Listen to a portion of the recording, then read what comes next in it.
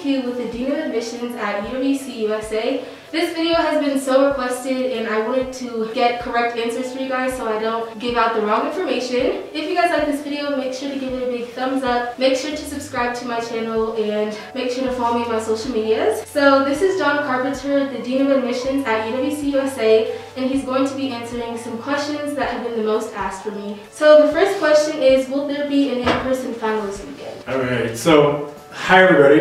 We're going to stay 6 feet apart and I'm going to take my mask off for this so that you can hear me because otherwise it's really hard. What was that first question? And before I even get to that first question, sorry, this is a little informal. I'm very excited that you're interested in knowing more about UWC. And please, anybody who has questions, you can email me directly. My name is John Carpenter, and the email address is john.carpenter@uwc-usa.org. Question number 1 is, will there be an in-person finalist weekend? This year, because of COVID, we can't have visitors on campus, so our finalist weekend will be all virtual. And it's interesting because I've been involved in several national committees around the world, not just for US students, that are already planning their virtual weekends. So a lot of kids this year are going to participate in virtual activities, virtual interviews, and virtual finalist weekends. So yes, we're going to have a weekend, but it's going to be different. It's going to be a little bit, it's going to be new. It's going to be different from it was in the last couple years. Okay, thank you.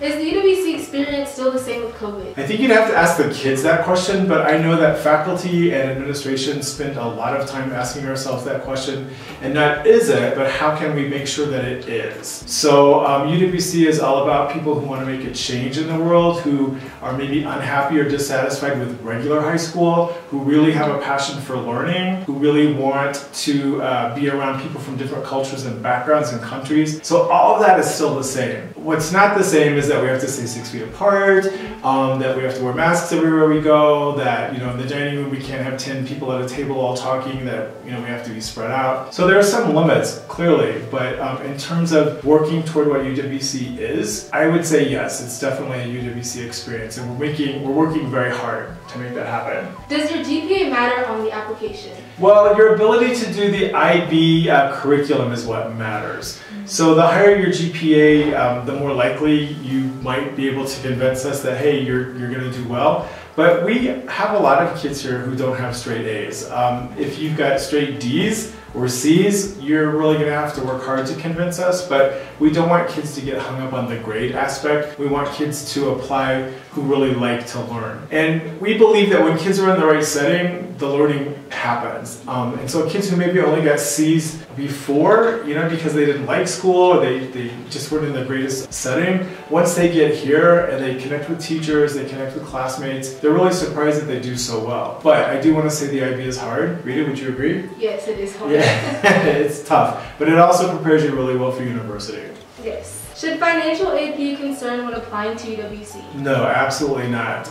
We have really generous donors throughout the world who give big gifts to UWC so that lots of people can have an experience to come here. There are lots of different ways to get financial aid. For US students, there's the Davis Scholarship, which allows kids to have like a merit award, but then we also award what we call need-based aid, and for students to be eligible for that, they fill out an application, their parents have to include some information about their income and their assets, and then an independent company analyzes that and tells us what they think a family can pay. So we think that every family should pay what they could, but no family has to pay what they can't. Thank you.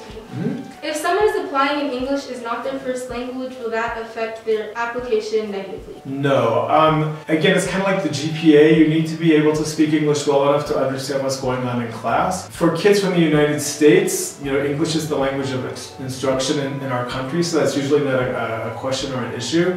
For kids who come from other countries, we just need to be able to make sure that there's potential for learning and that there's background in English so that people aren't lost. We don't want our students to be frustrated. We don't want the students to come here and just feel like everything is horrible because it's in a language they don't speak. What is the class size at UWC USA? Class size depends on a lot of things. I think the biggest class is probably 18 right now. I'm not 100% sure on that. And because of COVID, we've got everybody spread out in these big classroom spaces. Like we've used the gym for one space, we've used the game room for a space in order to have the desks spread out. But you could have classes as small as 5 or 6 or 7. And I think probably the average is somewhere between there and 18. How big are your classes? Like, I'm gonna take over this video for a minute. Yes, probably like 7 to 15. Okay. Yes. Good. How does the Davis Scholarship work? So the Davis Scholarship is a really wonderful opportunity for kids who are U.S.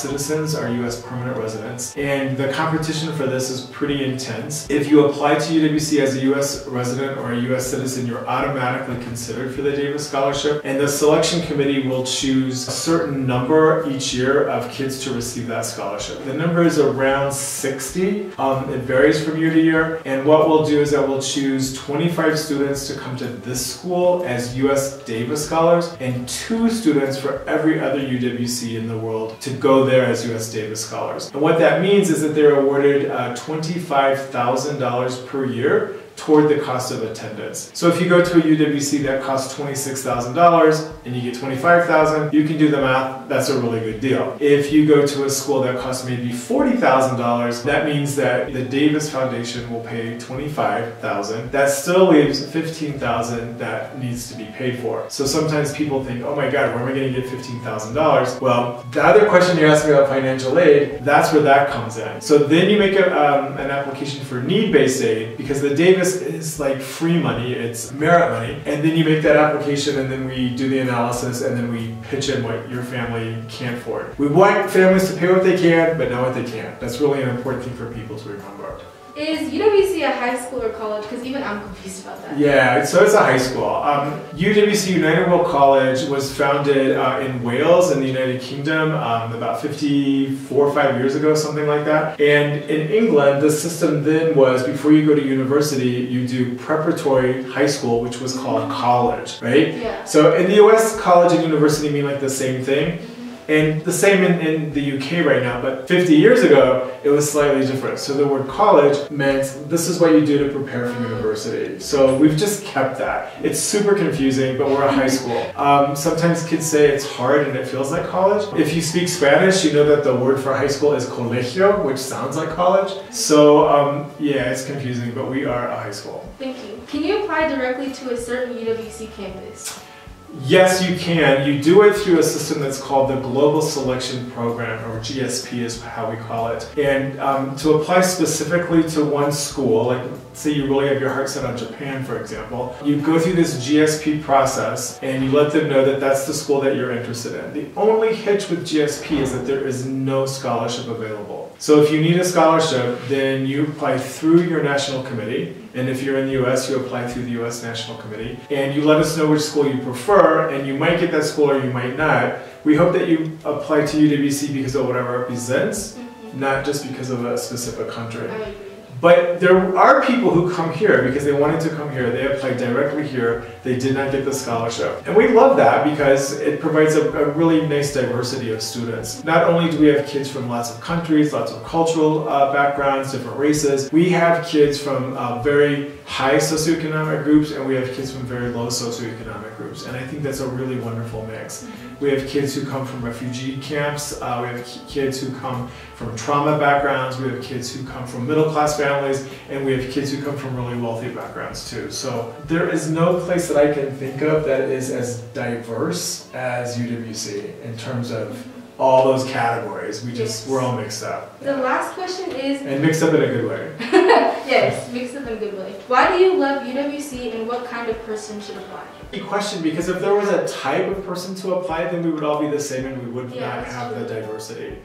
If you're curious about the world in general, if you think that the world could be a better place and you'd like to work to make it better, if you'd like to learn how to do that, if you like studying and you like school, it doesn't mean you have to be a total nerd or somebody who's just really focused on academics, but school does need to be important to you. If you don't mind being challenged challenged, pushed out of your comfort zone a little bit, then you should apply it. If you're ready to be changed, I think. If you're ready to try something very different. Well, thank you, John. Thank you so much for watching, guys. I hope you enjoyed this video. Make sure to give it a big thumbs up, and I hope you guys enjoyed this video and it was very informative for you guys, and I'll see you guys next time. And before we say bye-bye, sorry, again, I'm hijacking the video. No, it's okay. She's probably going to edit this part out, so it's alright. No, I'm not. But you should know that faculty here are pretty casual. Like, I'm casual here, but at the same time, they really care a lot about what they do. So casual shouldn't be confused with not caring. And I just want you to know that if you do have questions, because I know I talked super fast and this went really quickly, look at that email or, send a message to Rita and she'll forward it to me. Yes. Right? Yes, thank you so much. I'm done.